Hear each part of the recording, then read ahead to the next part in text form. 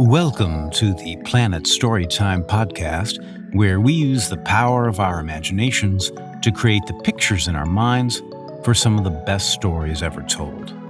We are so glad you could join us today. I'm your host, Thomas Mitchell.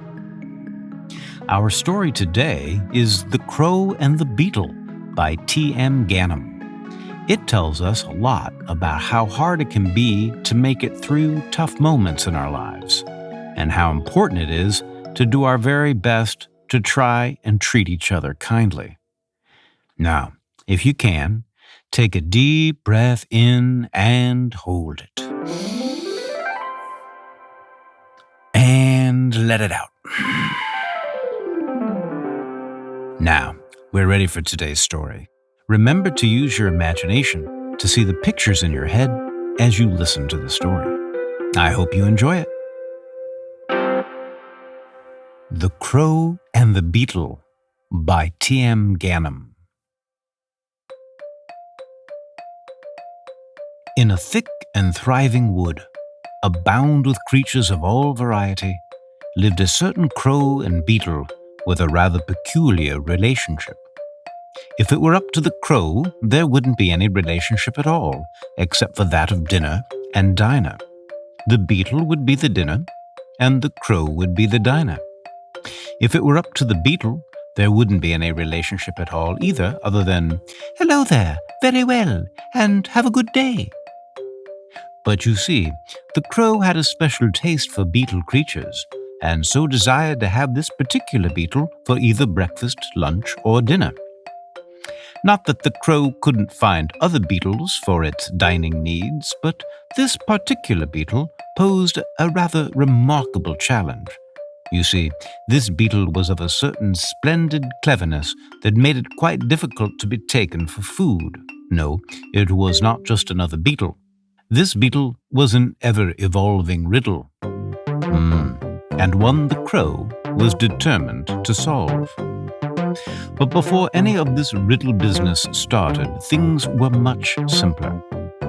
I'll try to bring you back to the very beginning of their story together. The very first day they met, the beetle was out and about on one of its daily explores, drinking dewdrops that pool on accommodating leaves and gathering sticks that might look like handy reinforcements to the home nest, when the crow spotted the beetle. Ever hungry, the crow saw a delicious midday meal in the plump insect. A bit of a show creature, the crow enjoyed making a presentation of its dining conquests.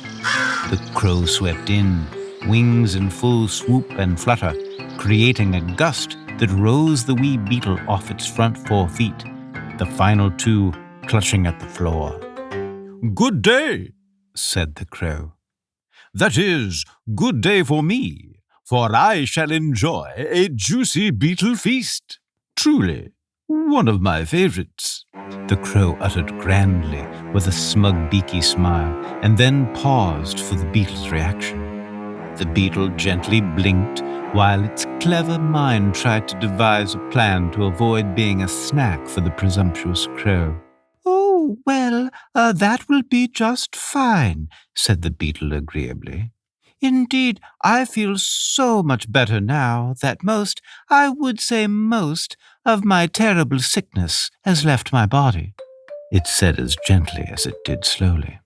"Fabulous!" bellowed the crow. "Well, then wait just a moment. Terrible sickness. You mentioned something about a terrible sickness in your body?" "Oh, yes, terrible indeed. Quite the horror. I'm sure it's nothing, and most likely won't interfere with the pleasantness of your meal." And then the beetle looked somber, and with a half-scrunched face appeared to be pushing something out of its grand, diminutive frame, and then looked upward and around. There was no sound, only the suggestion of one. "Perhaps some bitter notes, but I doubt it will cause any real significant stomach pain." "You mean tummy aches? I do so hate tummy aches," whispered the crow. Oh, yes, yes. Stomach pain is also commonly referred to as tummy aches, the beetle said earnestly. Ahem, well, I see, said the crow, pretending not to sound disappointed. Rallying, he echoed, But you are feeling much better, you say? Oh, yes, considering how severely this illness announced itself, we can only hope it's gone now and won't come back. The beetle paused. Like last time? Last time? Oh, goodness, yes, smarted the beetle. Out of nowhere like a fierce ocean wave. Fierce ocean wave? Embarked the crow, so soft as to not incite one.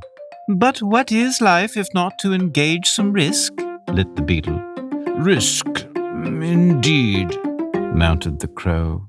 You know, it seems that I, too, might be suffering from a bit of a bug, shall we say.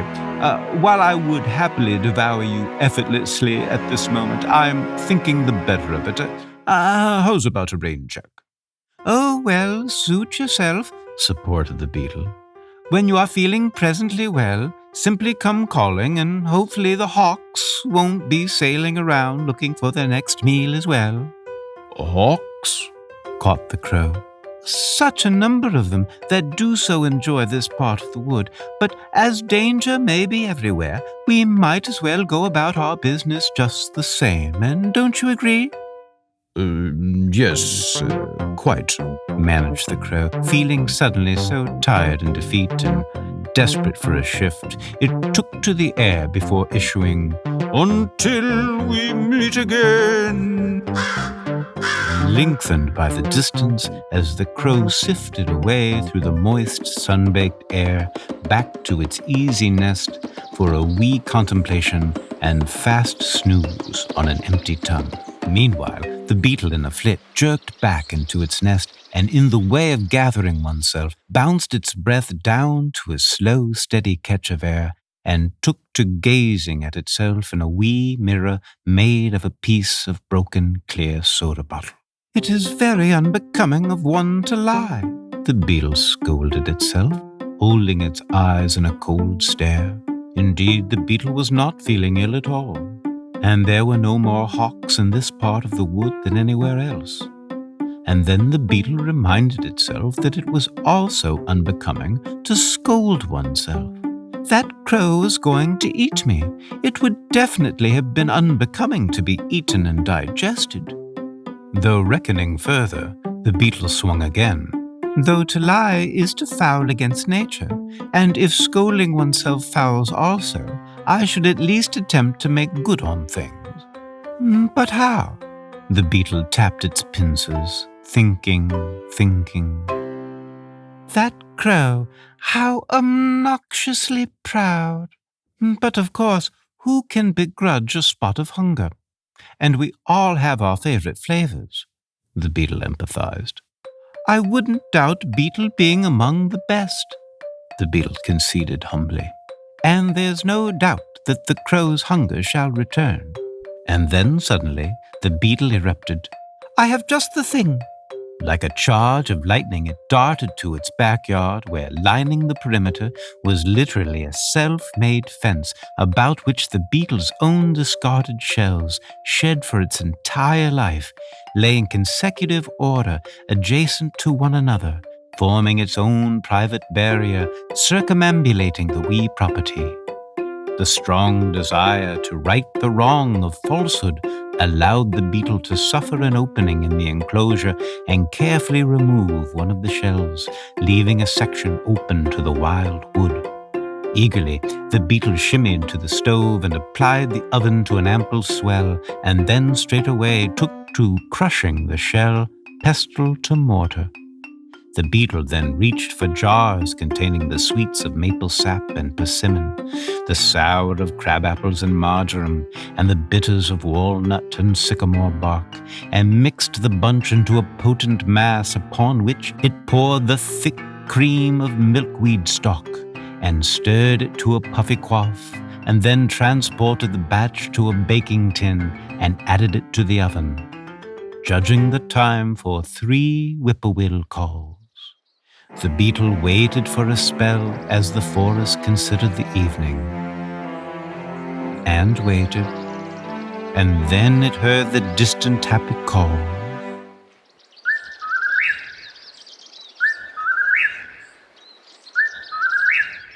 Ah, all done, the beetle exclaimed after checking the pie by inserting its left foreleg. clean as a whistle.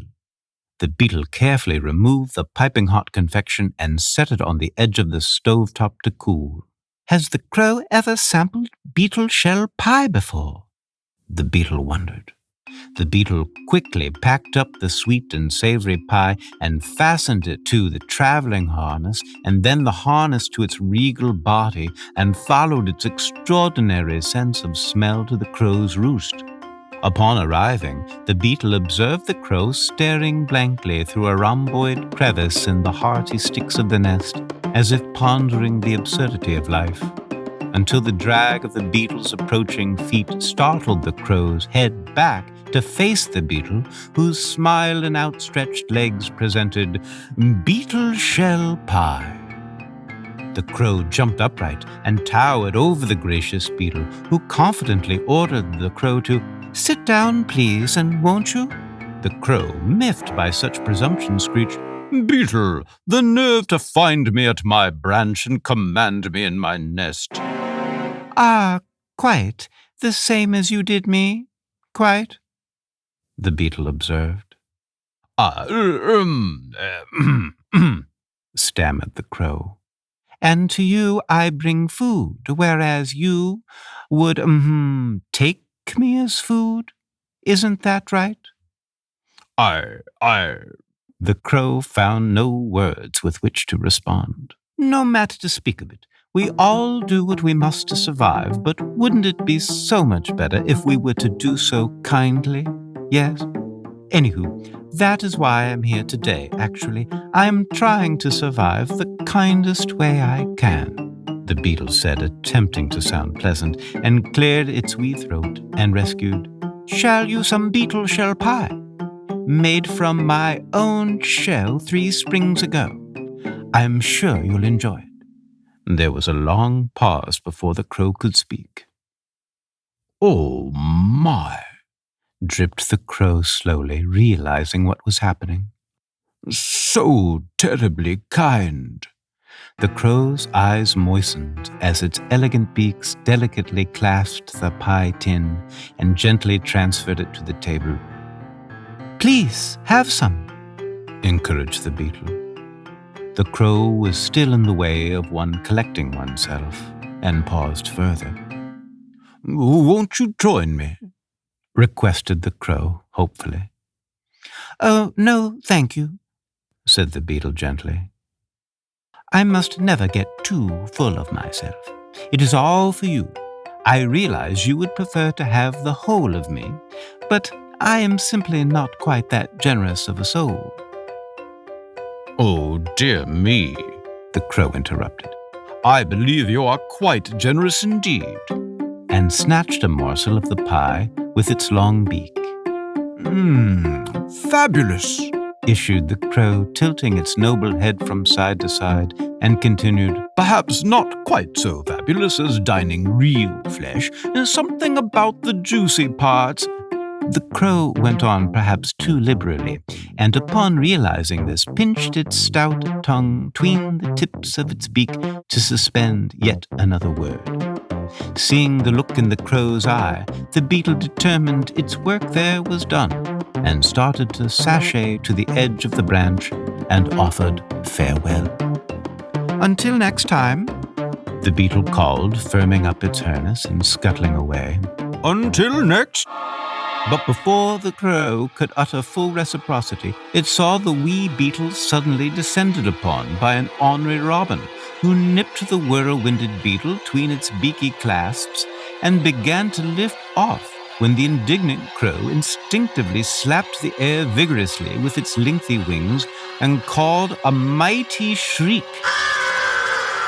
that stunned the robin into releasing his clench, suspending the beetle in midair for 3 flaps of the departing robin's wings, until the now falling beetle pulled out its seldom used pocket wings and elegantly navigated the tree's upper limbs until the beetle lit safely, not to mention handsomely, on a fat bough several feet below the crow's nest.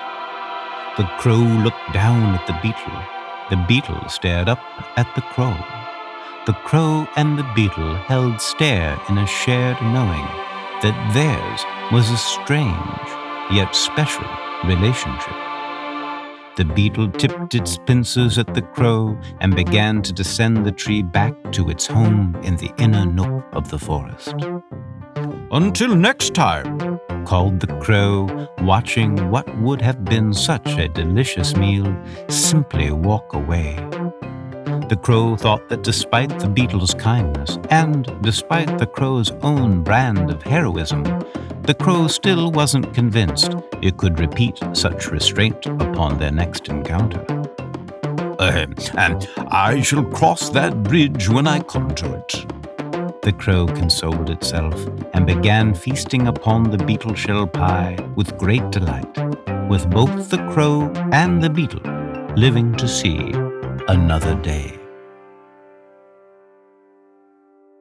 I hope you enjoyed listening to The Crow and the Beetle as much as I enjoyed reading it to you. Isn't it amazing how the power of kindness, and indeed a little bit of cleverness, can turn enemies into friends? Well, thank you so much for spending time with us today. Until next time, remember to keep using your imagination and see just how powerful your mind truly is. Goodbye for now.